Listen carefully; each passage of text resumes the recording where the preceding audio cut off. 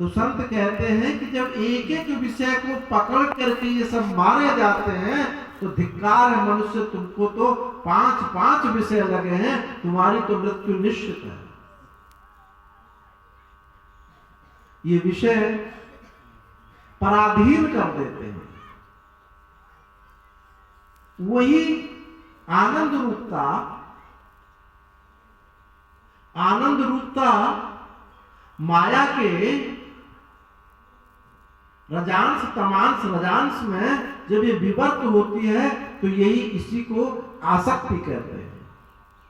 परमात्मा से तो कुछ भी नहीं है, ये राग आसक्ति सब वही है, बस इनका मुंह बदल गया है, माया के कारण मुंह बदल गया है। यही राग होते हैं, ये द्वेष होते हैं। विष्णु कर्ण बलोद्भूतो, दुर्गा सरस्वती माता भगवान के विष्णु के कर्णों से मधु कैटव पैदा हुए। ये मधु कैटव कौन है?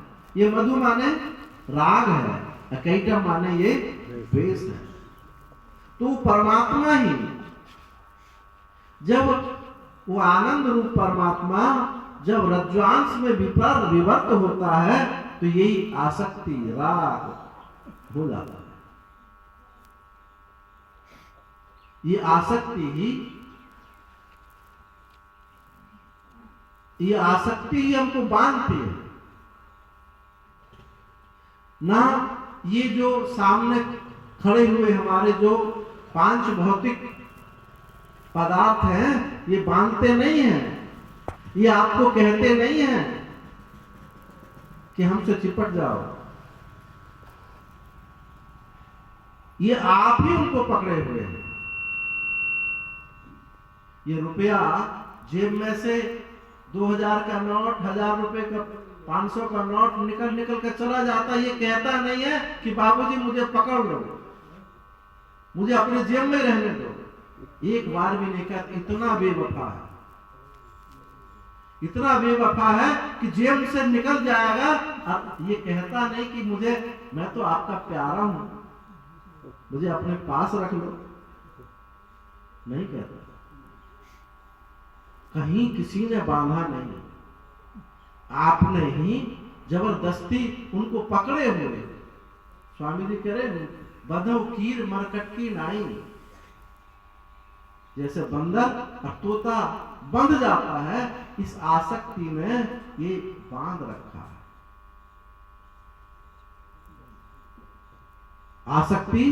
आसक्ति हो, राग हो, द्वेष हो, ये सबको सत्ता उसे हो स्वरूप परमात्मा से ही प्राप्त हो रही है, क्योंकि वो किसी का विरोधी नहीं है,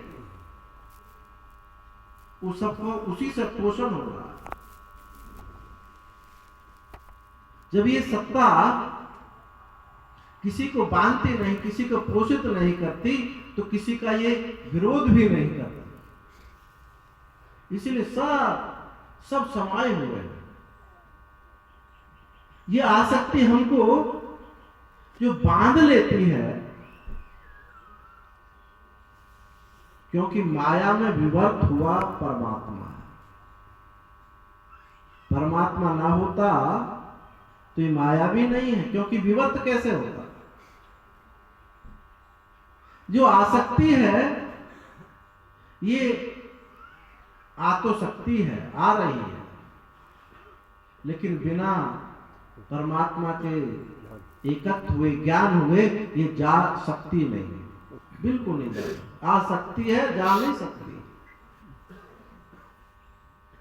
आप समझ लो कि हम वृद्ध हो जाएंगे, इंद्रियां शिथिल हो जाएंगी तो चली जाएगी, नहीं ये जब और ज्यादा बलवान होगा, बिना ज्ञान के जा नहीं सकती। ये आसक्ति यही बंधन का हेतु है। इसलिए इस समझ लें कि आसक्ति ही हमें नचा रही है, आसक्ति ही बांध रही है, और इस पर इसका हम विचार करें आसक्ति का, तो ये विचार करने मात्र से गायब हो जाती है, बिल्कुल एकदम ऐसी है। यदि आप विचार करें तो ये ऐसा लगता कभी थी ही नहीं। अविचार से उत्पन्न होती है और विचार से ये प्रकट हो जाती है।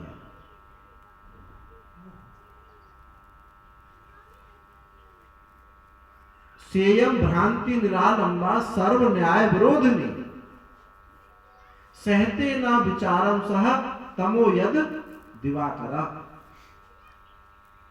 यदि इसको चीर फाड़ की जाए आसक्ति का,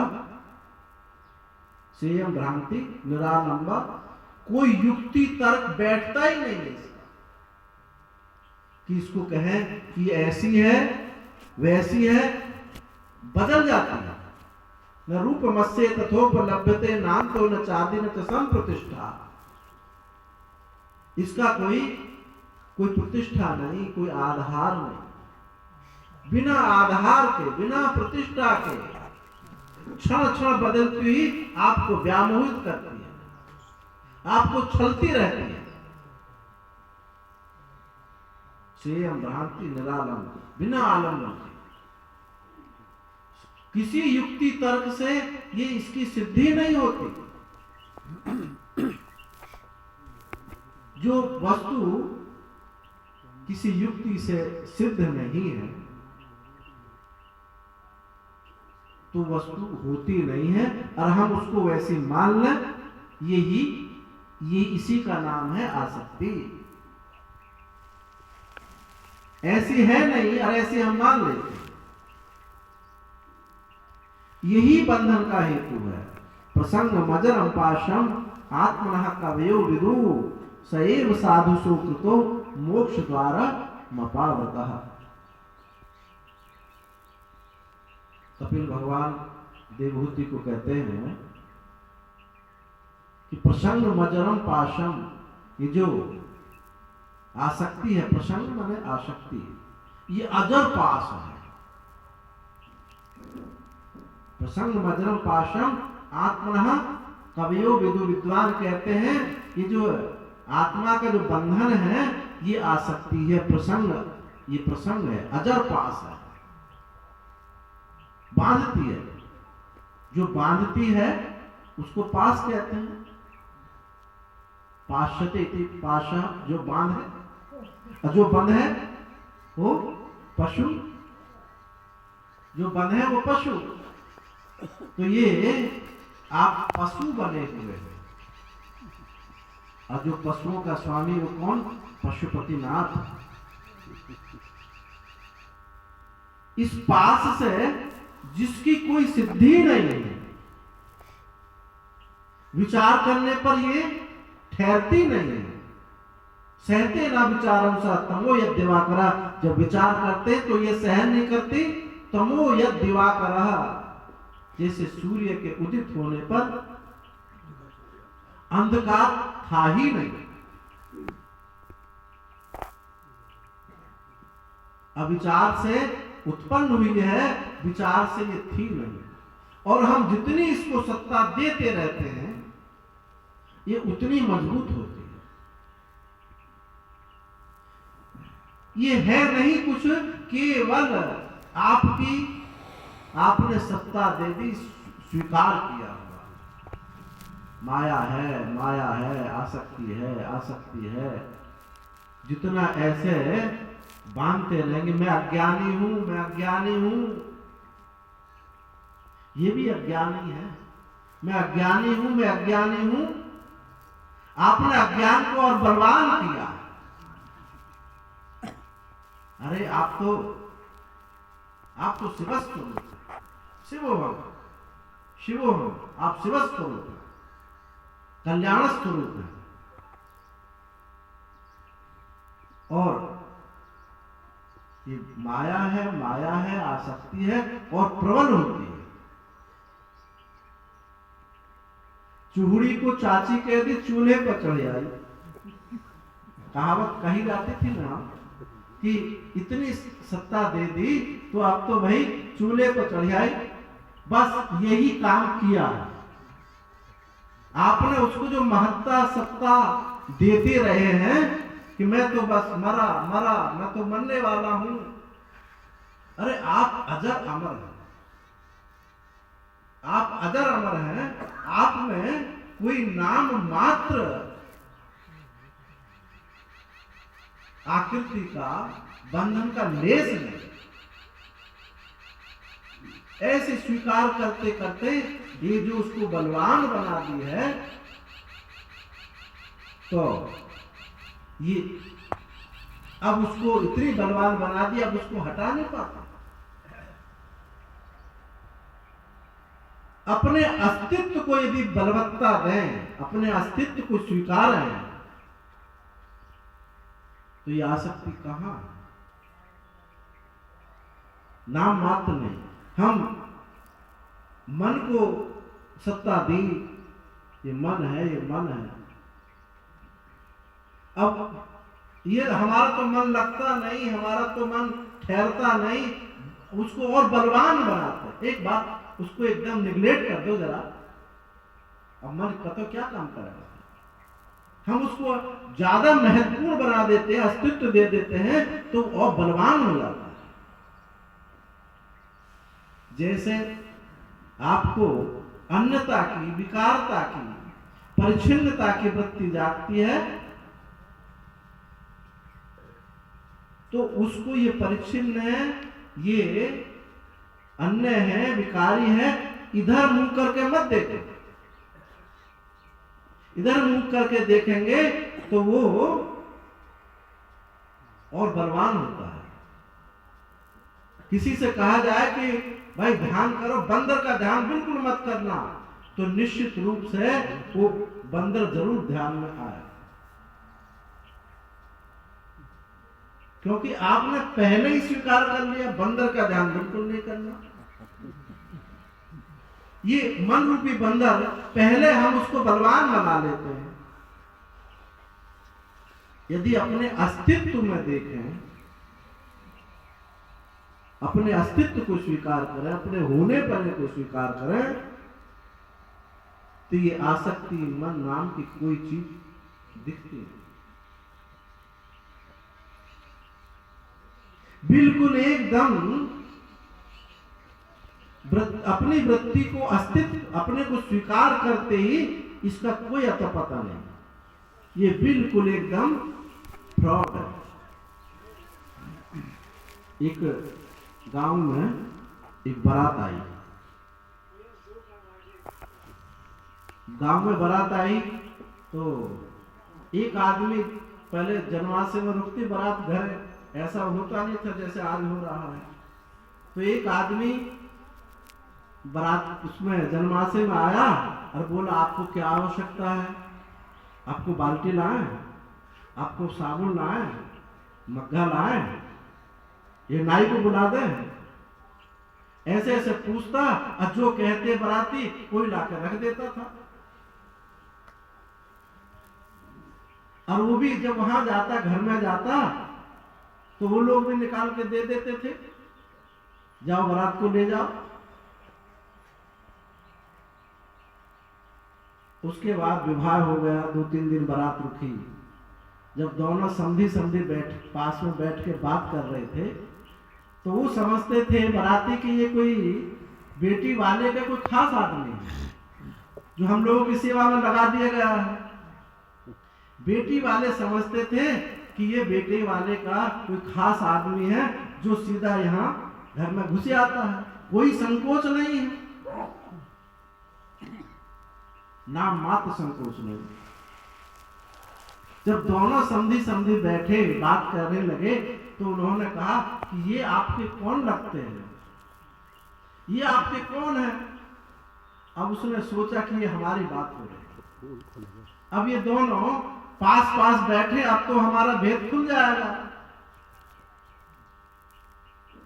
तो वहां से वो भाग गए। ऐसे ही ये जीव अपने को ब्रह्म रूप स्वीकार करता है। जब दोनों एकत्र होते हैं, तो ये माया रूपी जो फ्रॉड है, ये भाग जाता है, क्योंकि उसका भेद खुल जाता है। उसको स्वीकार करने से ही उसकी बलवत्ता हुई है। स्वीकार ना करें, उसको असत्ता ना दें, तो ये कोई चीज है ही नहीं।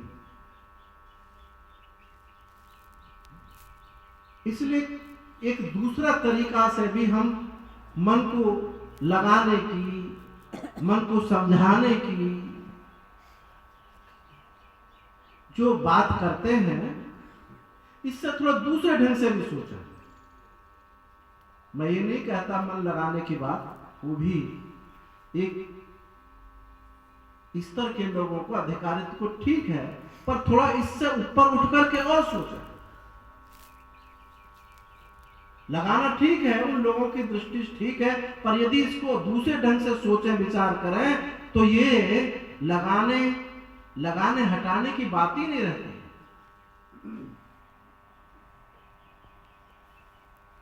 ना लगाना है ना हटाना है, क्योंकि जो वस्तु होती नहीं उसको क्या लगाना और क्या हटाना। केवल अपने अस्तित्व को स्वीकार ना करने से ये प्रेत खड़ा हुआ है। ये आसक्ति, ये मन, ये खड़ा हुआ है अपने को स्वीकार ना करने से। कल भी मैंने कहा था कि जो अपनी जो स्वीकृति है, इससे हम हट गए, कुछ और स्वीकार कर रहे हैं।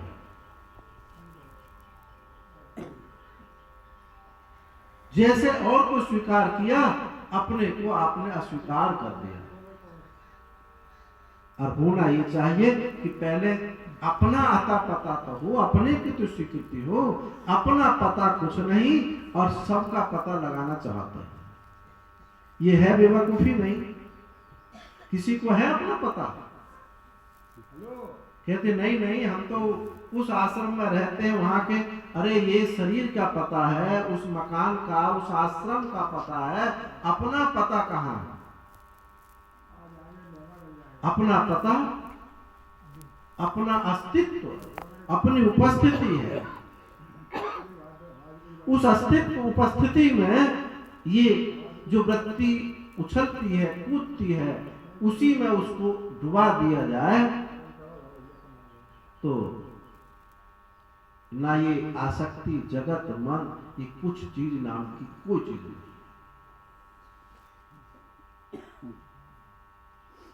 मरे हुए सांप को जिंदा करना, उसको जिंदा समझना, ये ही ना समझिए। ये ज्ञान वेदांत कुछ ऐसी चीजें नहीं है, केवल समझदारी का नाम है। समझदार हम बन जाएं, अपनी नासमझी बेवकूफी छोड़ दें, तो कहीं बंधन नहीं और कहीं मुक्ति भी नहीं। जो मुक्ति कहते रहते हैं, मुक्ति भी नहीं है। ये जब बंधन नहीं है तो मुक्ति भी नहीं है। और ना ये फिर ना ये साधन है और ना ये साध्य है। ना साधन की आवश्यकता है, ना साध्य है। ना वो सुख है और ना वो दुख है। ना वो मलिनता है, ना उदासीनता है। आप जरा उसको, अपने अस्तित्व को स्वीकार करते हुए देखें। जो ये मैं बोल रहा हूं, एक सब के सब आपको अनुभव रूप में होगा। कि हम लोग कहते हैं सुख स्वरूप है, सुख स्वरूप है, वो सुख स्वरूप भी नहीं है। वो तो आपको एक समझाने की तरीका है कि भैया तुम दुख रूप नहीं हो, तुम सुख स्वरूप हो। वो ना दुख है, ना सुख है, ना उदासीन है, ना आसक्त है, ना आकार है, ना निराकार है, ना वो ज्ञान है, वो ज्ञान भी नहीं। अब जो है सो है, ये नहीं कहा जा सकता नहीं है। नहीं है तो भी है शब्द भी उसके अत्यंत सन्निकट है, इसलिए है शब्द कहते हैं। इसलिए भगवान ने कहा न सत्यम नासत उच्चते, वो सत्य भी नहीं है, असत्य भी नहीं। तो ये जो आसक्ति है, अभी जो मन बता, जिसको हम बता रहे, इस प्रकार विचार करें तो, इस प्रकार से विचार करते तो इसका कोई अस्तित्व है नहीं, कुछ ना पाना है ना खोना है, आप है। और इस विचार में यदि समर्थ नहीं हो पा रहे हैं, वैसे कठिन बात नहीं है, बस थोड़ा तैयार हो जाना है।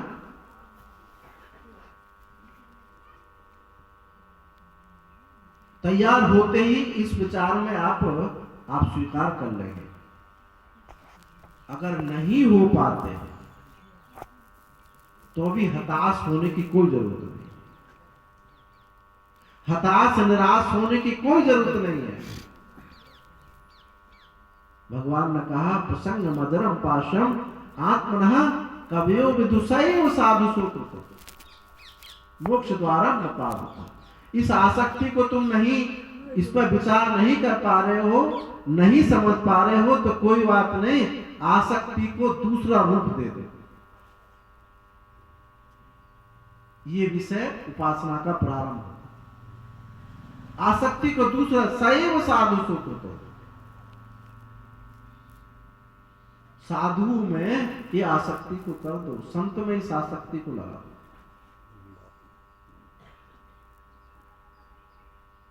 संत कौन है? महांतस्ते समचित्ता प्रशांता विवन्नवा सुहृदा साधु। प्रशांत है, शांत नहीं, प्रशांत, प्रकृष्ट रूप से शांत है, यानी अशांति का बीज ही नहीं है। महांतस्ते समचित्ता, चित्त की समानता, प्रसन्नता, विवन्नवा क्रोध रहित, सुहृदा, जो आपका उपकार ना करे उसके प्रति भी आप उपकार करें। विमन्नमः सुहृदा साधु, ये साधु। इन साधुओं में अपनी आसक्ति कर दे, क्योंकि इनमें जो आसक्ति होगी,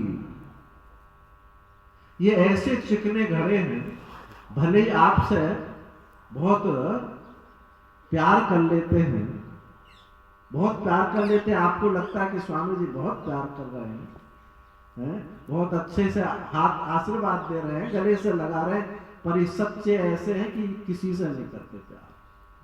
ये चिकने घड़े हैं बिल्कुल, अभी तुम्हारे सामने कुछ और दिखाई देंगे, 1 मिनट बाद इनको कुछ नहीं है, कोई पकड़ नहीं है, कोई चिपक नहीं है, असंग है।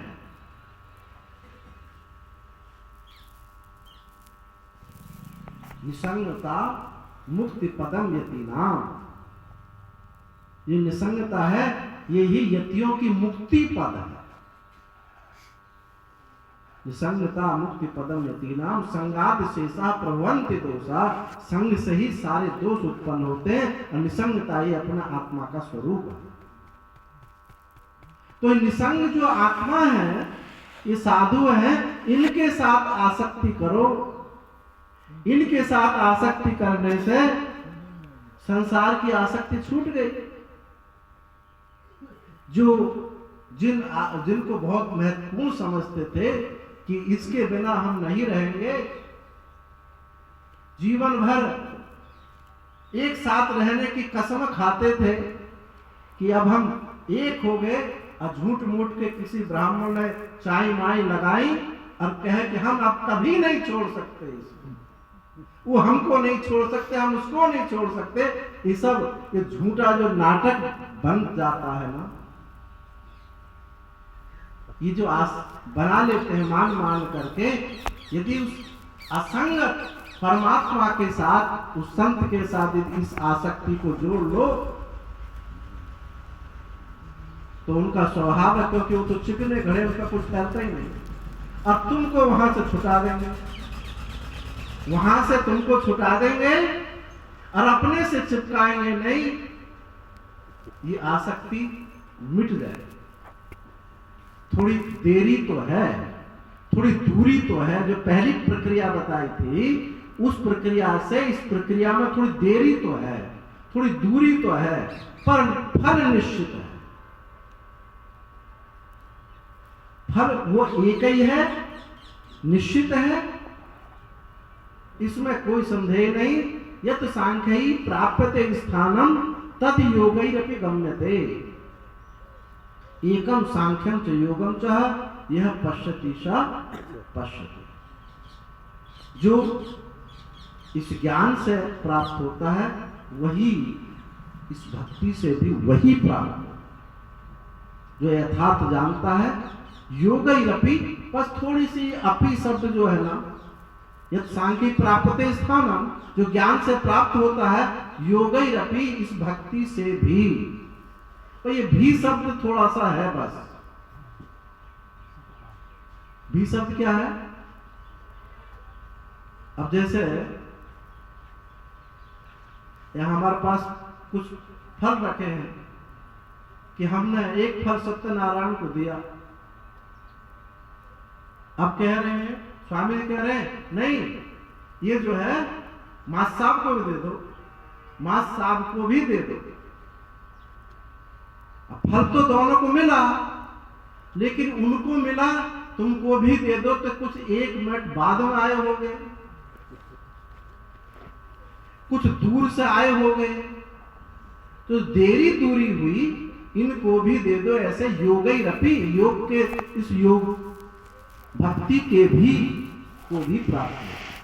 बस थोड़ी सी एक अंतःकरण की शुद्धि देरी दूरी है। इसी देरी दूरी से ऐसा लगता है उसको भी वही प्राप्त होता है।